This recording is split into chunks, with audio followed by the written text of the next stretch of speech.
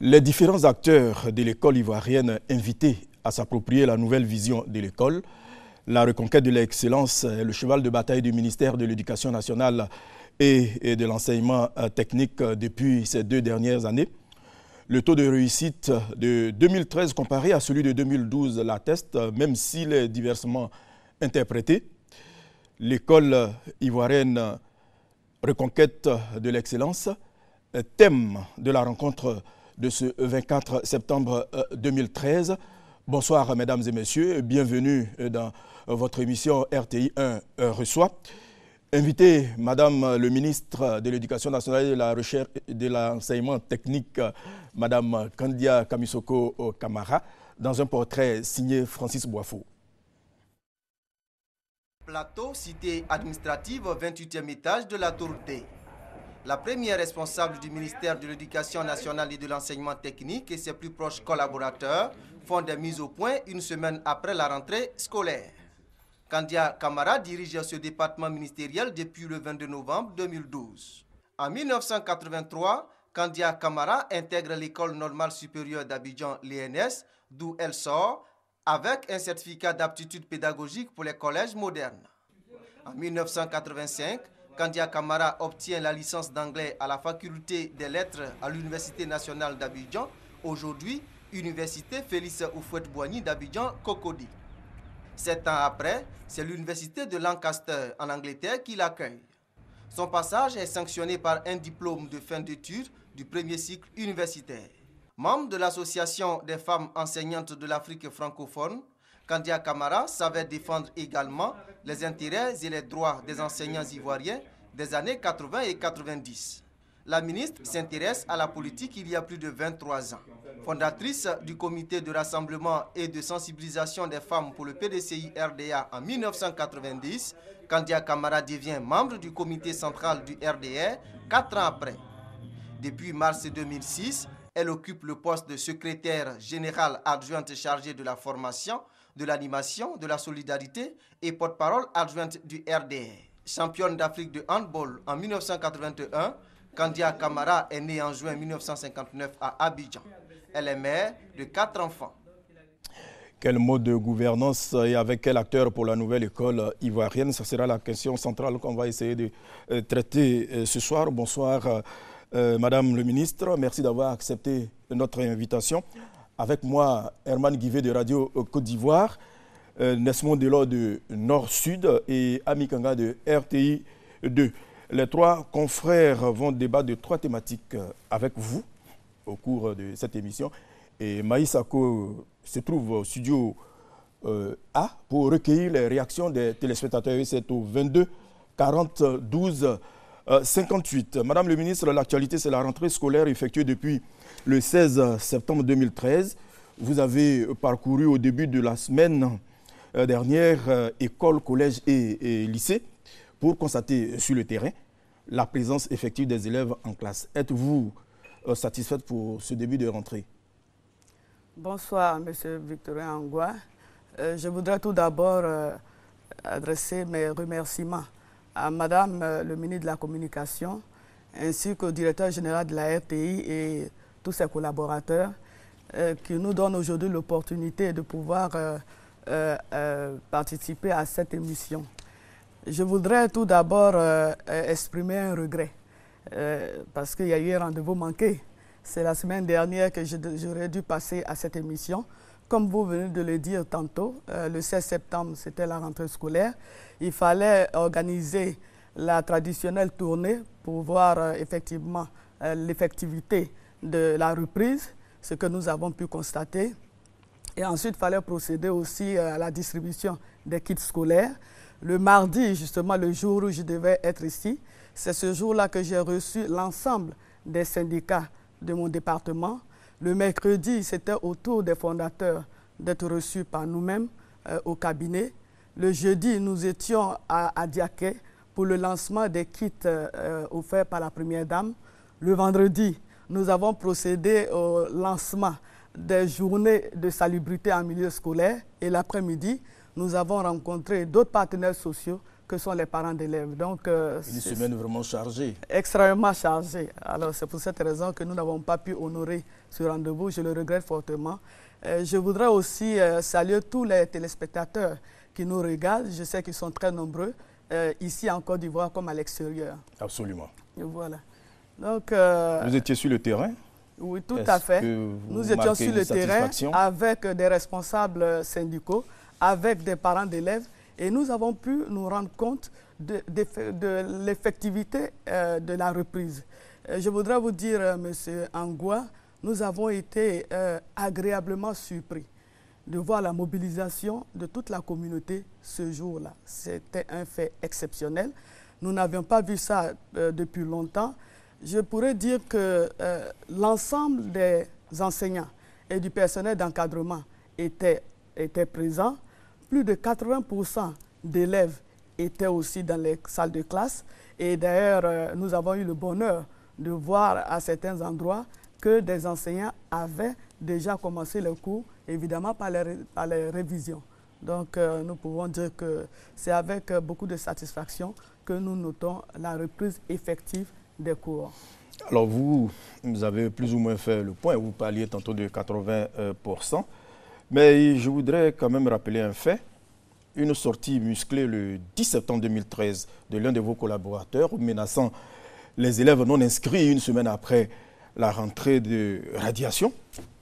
Nouvelle vision rime-t-elle avec discours guerrier, surtout que des difficultés liées à l'outil informatique, notamment, seraient à la base du retard dans les inscriptions? Je voudrais dire que nous n'utilisons pas de discours guerrier. Nous voulions tout simplement interpeller aussi bien parents d'élèves qu'élèves sur la nécessité de commencer d'abord de la reprise et surtout de commencer assez tôt les cours. Je voudrais rappeler que par le passé, les cours commençaient parfois un mois et demi, plus de 2 mois d'ailleurs, après le jour de la rentrée. Évidemment, cela a un impact sur le temps d'apprentissage, puisqu'il y a un quantum horaire qu'il faut respecter. Et c'est pour cette raison que nous avons voulu que les élèves reprennent rapidement le chemin de l'école. Avec les menaces? Non, pas du tout. Ah oui, on a menacé certains de radiation. Non. Écoutez, bon, la preuve, personne n'a été radié. D'accord, l'inscription, tout à l'heure, vous allez développer avec les confrères ici, comme nous abordons quand même des questions liées à l'actualité. Et il y a des élèves affectés par l'État dans des écoles privées qui payent un peu plus cher que les autres. Les parents ne comprennent pas. Je voudrais profiter de votre question pour exprimer notre gratitude à M. le Président de la République qui a bien voulu, dans un souci d'équité, mais pour tenir compte de la dimension sociale des familles, qui a respecté l'une des recommandations de l'UNESCO qui dit que tout enfant ayant la moyenne, c'est-à-dire 10 de moyenne, doit pouvoir aller en classe supérieure. Ce qui a permis à plus de 288 000 écoliers de la classe de CM2 admis au CEP d'aller au collège. Évidemment, n'ayant pas suffisamment d'infrastructures scolaires, comme cela s'est toujours fait en Côte d'Ivoire, l'État s'est tourné vers les fondateurs privés qui ont bien voulu accueillir ces enfants-là. C'est vrai qu'il y a une différence entre les frais d'inscription dans le public et dans le privé. Et d'ailleurs, à cet effet, nous avons eu, je vous ai dit tout à l'heure que nous avons eu une rencontre avec les fondateurs. Et à cette occasion, nous avons évoqué, surtout nous avons rappelé la convention qui existe entre l'État de Côte d'Ivoire et les fondateurs. Cette convention dit bien que les frais de scolarité, pardon, les frais d'inscription, c'est 3 000, il faut que je le précise, 2 000 francs pour les frais d'inscription et 1 000 francs pour la carte d'identité, mais qu'il est prévu des frais annexes, mais que ces frais annexes ne devaient pas excéder la somme de 37 000 francs CFA. Donc, nous avons posé ce problème aux fondateurs qui eux-mêmes reconnaissent effectivement cet engagement qu'ils ont pris eux aussi avec l'État de Côte d'Ivoire et ont fait la promesse de respecter cet engagement-là. Alors, tout à l'heure, vous parliez d'idées moyennes. Effectivement, les résultats de cette année, ça a suscité beaucoup de commentaires. Je voudrais savoir, à l'époque, c'est avec combien de moyennes on déclarait un enfant admis? Cela changeait d'année en année. Comme je l'ai dit, la norme UNESCO, c'est 10 de moyenne. C'est 10 de moyenne. À cause justement des insuffisances d'infrastructures scolaires, les enfants ivoiriens étaient pénalisés. Parce que figurez-vous qu'il est arrivé où la barre d'admission avait été fixée à 120, ce qui correspond à plus de 13 de moyenne, parfois 114 et 140, pardon. Et donc, c'est une injustice que nous avons voulu corriger. Absolument. Tout simplement.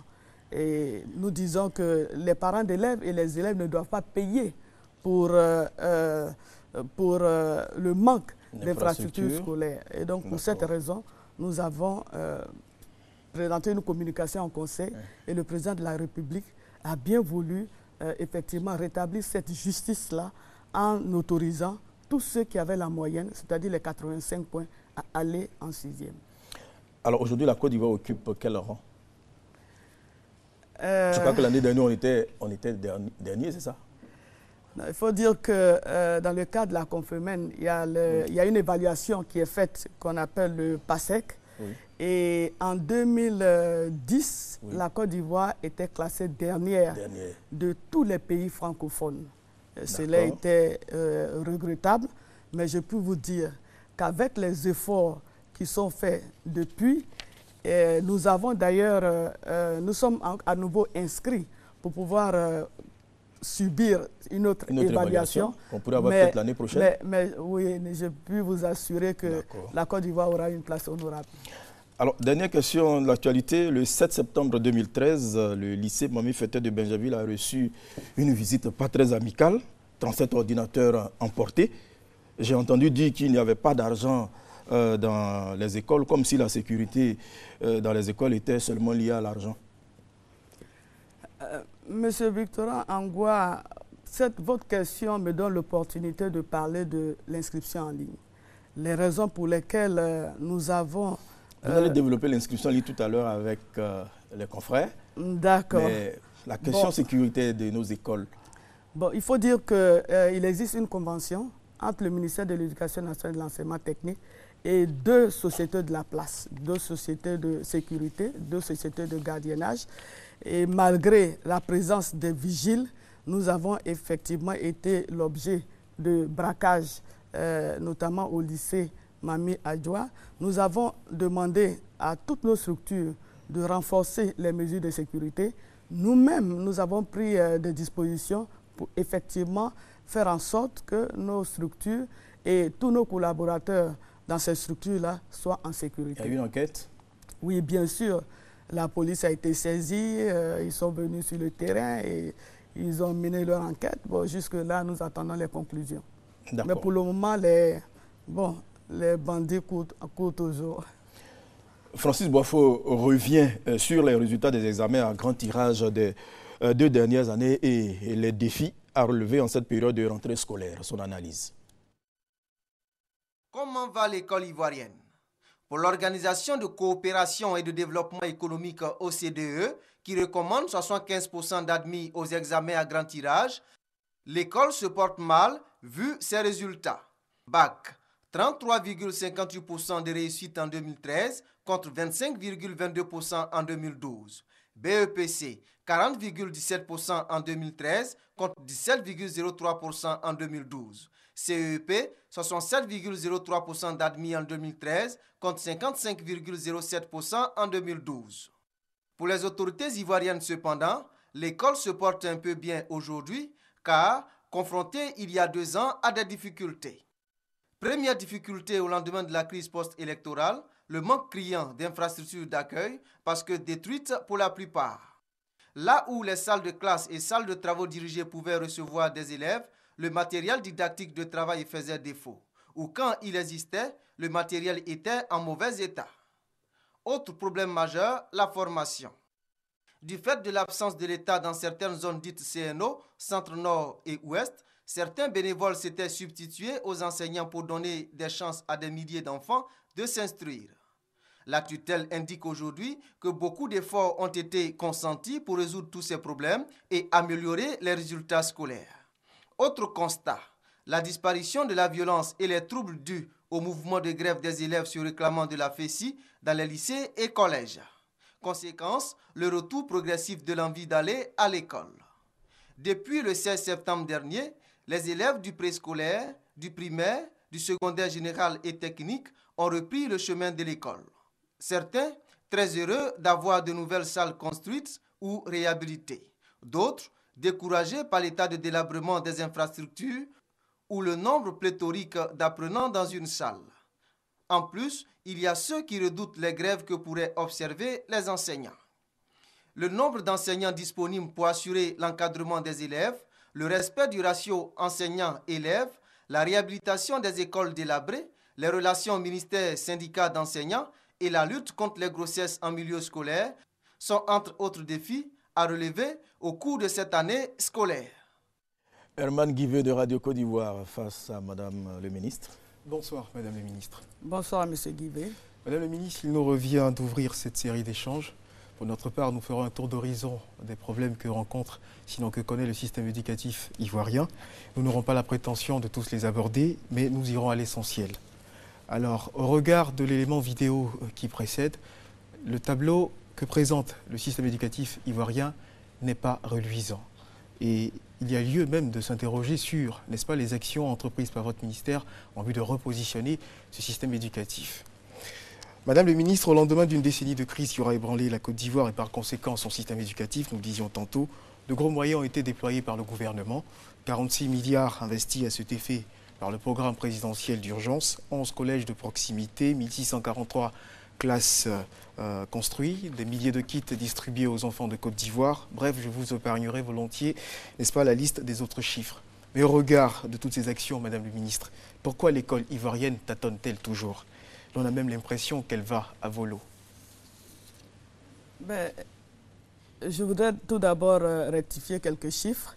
En matière de construction, ce sont 143 salles de classe pour le préscolaire, plus de 6000 salles de classe pour le primaire et 31 collèges qui ont été construits en si peu de temps, de 2011 à 2013.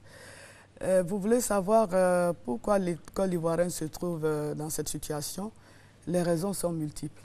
D'abord, vous-même, dans le reportage, on l'a vu, il y avait un environnement qui n'était pas propice à la bonne éducation. Par le passé, c'était la violence, la démotivation, les agressions. Donc, l'environnement n'était pas un environnement studieux. Et d'ailleurs, je me souviens qu'une fois, je regardais, ça je fais un peu une digression à votre permission, je regardais justement la RTI, le journal de la RTI, où l'on célébrait des personnes qui allaient à la retraite. Et il y avait plusieurs personnes interrogées qui regrettaient de partir à la retraite parce qu'ils pensaient qu'ils avaient encore à apporter. Mais par contre, il y a un seul qui a dit que lui était très heureux de partir à la retraite parce qu'il va s'éloigner de l'environnement de l'école. Ce monsieur était un enseignant. Et cela nous interpelle pour dire qu'effectivement, l'environnement n'était pas propice à l'apprentissage et même à l'enseignement. La deuxième raison, c'est le manque d'infrastructures scolaires. Il faut savoir que depuis plus de 10 ans, il n'y a pas eu de construction de salles de classe, il n'y a pas eu de réhabilitation, il n'y a pas eu d'équipement. Et donc, évidemment, l'effectif scolaire s'accroît d'année en année. Et donc, on se retrouve avec des effectifs pléthoriques. Donc, il y avait une démotivation. Les enseignants ne pouvaient pas faire les évaluations comme il se devait. Évidemment, tout cela jouait sur les résultats scolaires. En plus de cela, vous savez aussi qu'avec les mouvements de violence, les grèves, le temps d'apprentissage était considérablement réduit. Donc tout cela a impacté négativement, sans compter aussi que les différentes crises qu'a traversé notre pays a eu aussi, ces crises-là ont eu un impact sur le système éducatif. Bref, c'est tout ce que nous essayons de corriger depuis. D'accord. Alors, Madame le ministre, en dehors du programme présidentiel d'urgence qui a été mis sur pied par le président de la République, Alassane Ouattara, quel plan Marshall a été mis sur pied par votre ministère en vue, n'est-ce pas, d'aider à changer les choses, changer la situation? La première des choses, nous avons créé un environnement apaisé, comme vous pouvez vous en rendre compte. Aujourd'hui, il n'y a plus de violence à l'école. Donc les élèves vont tranquillement à l'école. Les maîtres ont repris leur place, parce qu'il faut savoir que par le passé, les maîtres étaient dans une situation où c'était l'élève qui s'imposait. Ils étaient frappés. Bon, je ne voulais pas le dire. Donc les maîtres étaient l'objet de menaces, de violences. Et en plus de ça, il faut dire aussi qu'en plus de l'environnement moral que nous avons assaini, nous avons, comme je l'ai dit, fait des constructions. Donc il y a eu des constructions de salles de classe pour essayer de désengorger les salles de classe existantes. Mais surtout, il y a eu des recrutements d'enseignants. Parce qu'il faut savoir aussi que nous avions un fort déficit en enseignants. Donc ce sont plus de 15 000 enseignants du primaire qui ont été recrutés, dont 8 000 sont en formation en ce moment. 5 000 enseignants bénévoles ont été recrutés et 3 000 enseignants contractuels pour effectivement combler le déficit en enseignants.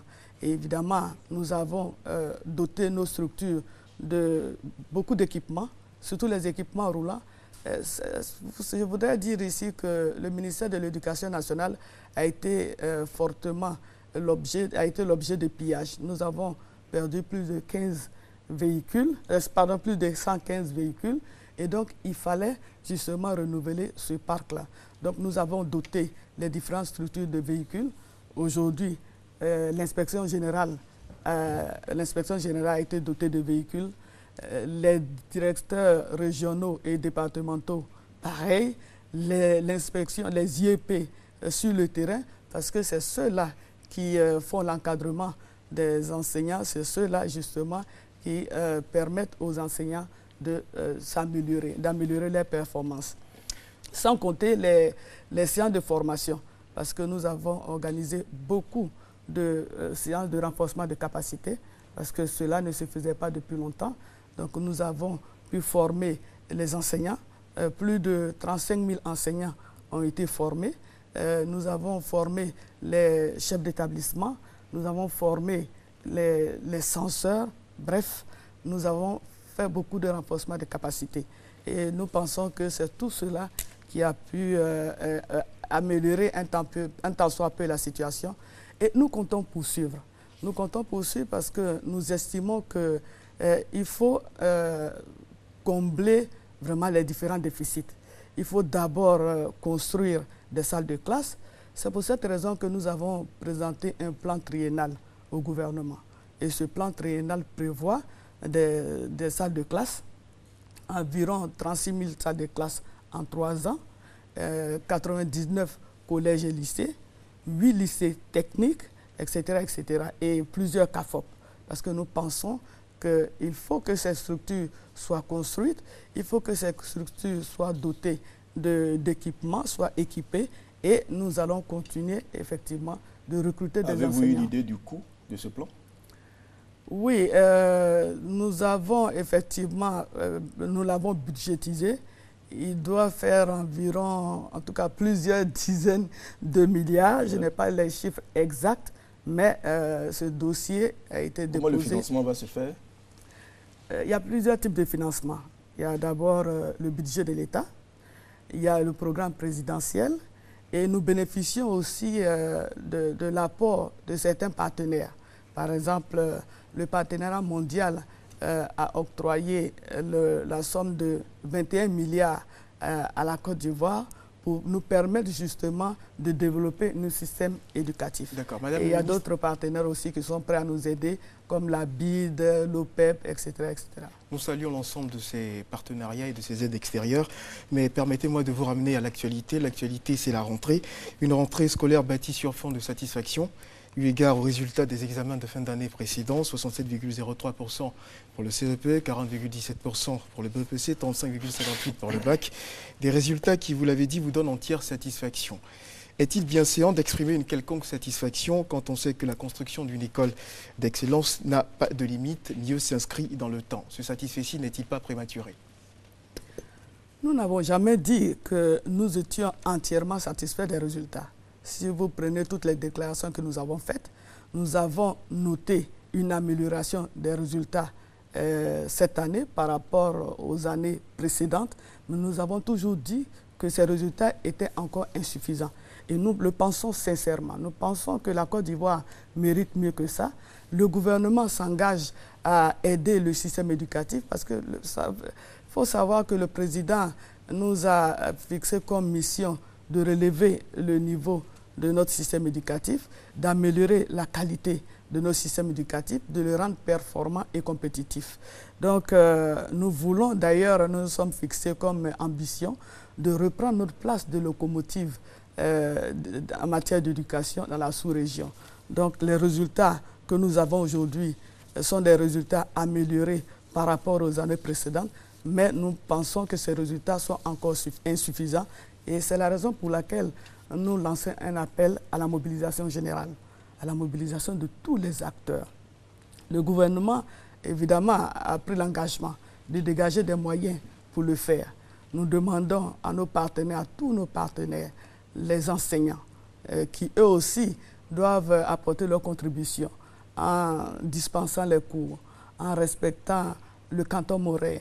Et je voudrais vous dire avec beaucoup de satisfaction que c'est la première fois depuis très longtemps que le système éducatif ivoirien est conforme aux normes UNESCO parce que nous avons un programme de 930 heures et 930 heures, c'est-à-dire 31 semaines, alors que par le passé, ce n'était pas le cas. Vous savez, les bons résultats ne viennent pas par un miracle. C'est le travail. C'est la somme d'actes posés, c'est la somme de choses faites qui donnent des résultats. Et c'est pour cette raison que nous disons que chacun a sa contribution à apporter, chacun a sa part à apporter. Nous, ministère de l'Éducation nationale, nous prenons l'engagement de tout mettre en œuvre pour que nos collaborateurs puissent avoir des moyens pour travailler. Nous demandons aux enseignants de respecter les progressions, d'achever les programmes, afin que les élèves, eux, puissent avoir un temps suffisant d'apprentissage. Mais nous demandons aussi aux enfants, à nos élèves, d'avoir le goût du travail. Seul le travail paye. Quant aux parents d'élèves, nous leur demandons de mieux encadrer leurs enfants. Et nous pensons que c'est la conjugaison de tous ces efforts-là qui pourra effectivement nous donner satisfaction et qui pourra... de bons résultats. D'accord. Évidemment, qui pourra donner de bons résultats. Permettez-moi de vous prendre au mot. Vous aviez tout à l'heure dit que l'apaisement régnait en maître au sein du système éducatif. Permettez-moi de vous apporter la contradiction parce que plusieurs, n'est-ce pas, syndicats, n'est-ce pas, menacent d'entrer en grève. Je voudrais faire référence, n'est-ce pas, au syndicat de l'enseignement laïque, voilà, qui brandit une menace de grève imminente. Ils disent être fatigués d'attendre la régularisation de leur situation sociale. Votre appel à la patience dans la résolution des problèmes ne semble pas faire écho de leur côté. Madame le ministre, n'avez-vous pas le sentiment de prêcher dans le désert? Pas du tout. Je vous ai dit que la semaine dernière, nous avons eu une rencontre avec l'ensemble des syndicats et d'ailleurs, certains des responsables syndicaux sont ici avec nous dans cette salle et nous avons pris l'engagement effectivement de travailler la main dans la main. Certes, ils ont des préoccupations, mais ils ont décidé, tout en exprimant leurs préoccupations, ils ont décidé de continuer de travailler.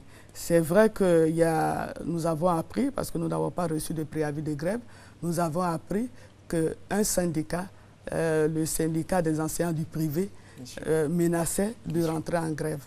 Bon, nous ne connaissons pas les motivations, nous attendons de les recevoir. Mais ce que je puis dire, parce que je n'ai pas reçu de préavis de grève comme je l'ai dit, j'ai ouï dire qu'ils réclamaient... Il y aurait donc un problème de communication? Non, il n'y a pas de problème de communication. Nous sommes ouverts, nous avons toujours été ouverts, nous recevons les différents syndicats, tous ceux qui nous sollicitent, nous les recevons.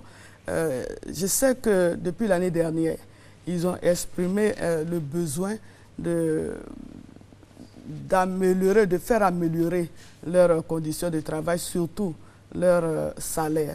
Et nous avons reçu les fondateurs et d'ailleurs, à notre demande, nous avons demandé à l'ancien ministre de l'Emploi de recevoir aussi bien les fondateurs, les syndicats, surtout le syndicat, parce que c'est un seul syndicat, et le gouvernement, afin que nous puissions faire la médiation entre les fondateurs et les anciens. Il faut savoir que c'est des établissements privés donc, qui emploient des travailleurs, que sont des enseignants. C'est vrai que s'il y a des problèmes, nous devons faire la médiation. C'est ce que nous faisons. Mais j'ai ouï dire, je le disais, qu'ils réclament la spéciale d'évaluation. Alors, je vais ici dire de quoi s'agit-il. Vous savez, pendant la dévaluation, le gouvernement a procédé au réajustement des salaires. Et en ce qui concerne le secteur privé, l'Union européenne a donné un financement pour que, effectivement, il puisse avoir un réajustement des salaires des enseignants du privé. Une bonne partie avait été payée, je crois que le montant était de 14 milliards, une bonne partie avait été payée, il restait environ 600 millions, j'essaie d'ouvrir mon iPad, il restait 600 millions. Cette somme a été totalement apurée l'année dernière, en 3 étapes. Je n'arrive pas à ouvrir mon iPad, donc cette somme a été apurée et d'ailleurs, nous avons reçu une correspondance de ce syndicat-là remerciant le gouvernement pour ce geste. Alors je suis pratiquement surprise d'apprendre aujourd'hui qu'ils brandissent le problème de la spéciale d'évaluation comme menace de grève. Bon, nous comptons les recevoir. D'accord. Alors, Madame nous le ministre, comptons les recevoir. D'accord. Voilà, pour discuter avec eux. Alors que vous sillonniez les écoles le jour de la rentrée au lycée Djedji à Montdipierre, à Adjamé, vous avez tenu à l'égard de ces enseignants, vos premiers partenaires, des propos assez durs. On pourrait les qualifier ainsi. Vous avez dit, je cite, « Nous ne pourrons pas résoudre tous vos problèmes. » Impuissance ou réalisme? Quelle analyse faites-vous de vos propres paroles? Vous savez, moi j'ai toujours été quelqu'un qui utilise la franchise. Dans aucun pays au monde, les problèmes, tous les problèmes, d'ailleurs tous les problèmes posés aux citoyens sont réglés. Et dans aucun pays au monde, l'on n'a pu régler tous les problèmes posés aux enseignants. Nous avons dit aux enseignants que le gouvernement a pris l'engagement de résoudre un certain nombre de problèmes. Et c'est ce que le gouvernement a fait l'année dernière. Vous savez bien que par rapport aux promesses qui avaient été faites en 2007, de payer des indemnités, de payer des indemnités de frais de correction, pardon, pas de frais de correction, des indemnités des maîtres d'application, des directeurs des études, des directeurs d'école, ces indemnités ont été payées. Le gouvernement, l'année dernière, a payé 5 000 francs comme reliquat des frais d'indemnité de logement des instituteurs. Au jour d'aujourd'hui, tous les instituteurs ivoiriens ont 40 000 francs d'indemnité de logement. Mais mieux, oui. Je dis mieux. En 2007, le gouvernement avait pris l'engagement de payer des frais pour la bonification indiciaire et des indemnités de reclassement. En 2009, la moitié de cette somme a été payée. L'année dernière, le gouvernement a pris l'engagement de payer les 50% restants, mais en 2 séquences. 25% en 2013 et 25% en 2014. Les 25% de 2013 ont été payés et les 25% restants seront payés en 2014 puisque c'est déjà prévu au budget. Sur ce point, je voudrais rebondir rapidement. Dernière vous question. Poser une question. Oui, Madame le ministre, qu'en est-il de la situation des enseignants bénévoles? Il n'y a plus de problème avec les enseignants bénévoles. Les enseignants bénévoles ont été tous intégrés. Donc nous n'avons aucun problème avec les enseignants bénévoles. Et pourtant, ils disent avoir été oubliés. Ah, c'est vous qui me l'apprenez. C'est le retour que nous avons eu. Oui, à la rencontre avec les différents syndicats, les responsables justement des enseignants bénévoles qui viennent de créer un syndicat étaient présents. Et donc, nous n'avons pas en tout cas connaissance de ce que